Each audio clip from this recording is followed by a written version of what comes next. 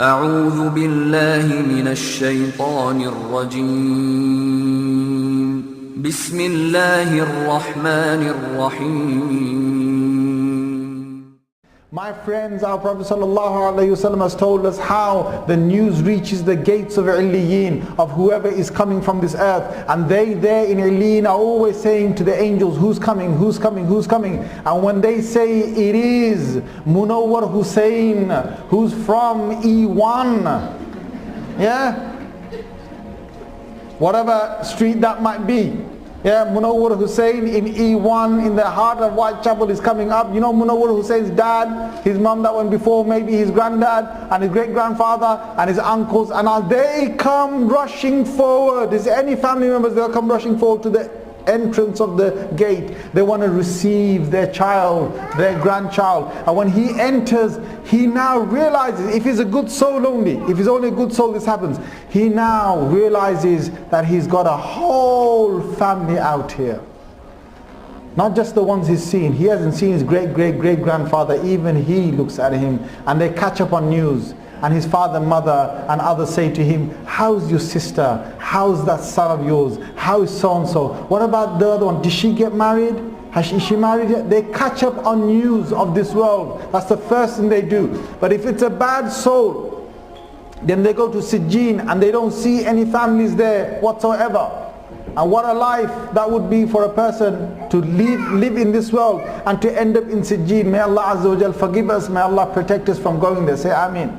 So anyway, this is the fourth world. What happens in the fourth world? Well, guess what? You get comfortable again if you're in Illiyin.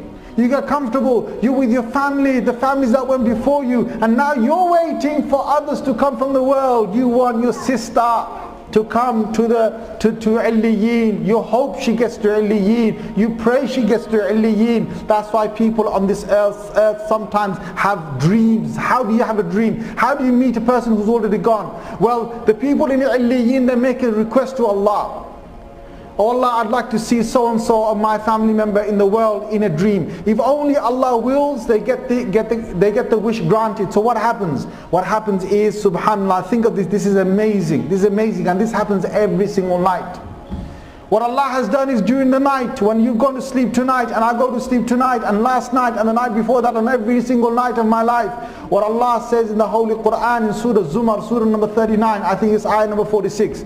Allah says, Allahu yatawaffa al-anfusa hina mawtiha wallati lam tamut fi manamiha. Allah catches souls twice, two times. Once when you're dead, He catches you and He takes you, transfers you to the next world. This is what I've just been talking about. And the second one where He catches you and He releases you, and then He catches you and releases you and catches you and releases you and catches you, releases, takes you up and takes you back down, takes you up, takes you back down. For many times. Is every time I go to sleep and every time you go to sleep. The Quran says, وَالَّتِي لَمْ تَمُتْ فِي مَنَامِهَا. The soul that hasn't died yet, who is in a state of sleep and a state of dreaming. And what happens is, my soul goes up there, your soul goes up there. And sometimes you have a dream of someone on this earth. And how do you have it? Well, his soul or her soul got together with your soul. Sometimes it's your imagination, okay? Don't get me wrong. Don't see someone tomorrow and just say, hey, I was with you last night. Sister, I was with you last night. Come here. I've seen you. Sometimes it's your imagination, alright? Guys, take it easy, okay? So anyway, what happens is they go to a place, Alamul al-Ahlam. There's a world, Allah has created the world of dreams. Now every soul that has a true dream goes to that world. And whoever is in Illiyin, if their request has been accepted, they also come to Illiyin, and the two meet in that state. And this is so quick that it can happen like a blink of an eye. It can happen like a blink of an eye. That's how we see people who have passed away, and we meet them in our dreams. Allahu Akbar. So anyway, if you want, you might think, well, that's some people's dreams. Do you have anything physical? Some people say, where's the physical thing that for barzakh and for the life beyond, the fourth life? Well, let me tell you this. There's been many individuals in the past that this has happened to, and it has happened again recently. With Imam Bukhari rahimahullah, when they buried his body in his grave in Russia, in Bukhara. In Russia, he was a Russian. Imam Bukhari was a Russian. You understand, guys?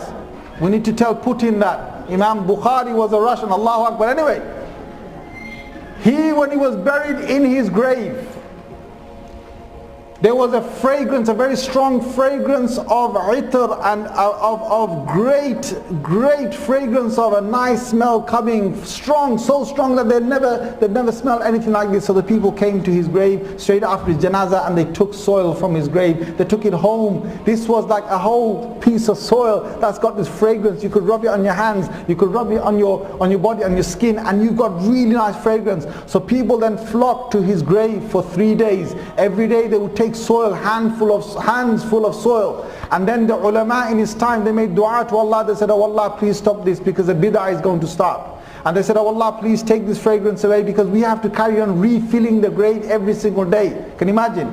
Otherwise they'll take all the soil from his grave. On the 3rd day it stopped. This is a well-known piece about his life when he died, Imam Bukhari rahimahullah, and he's a very famous person that most of us are acquainted with.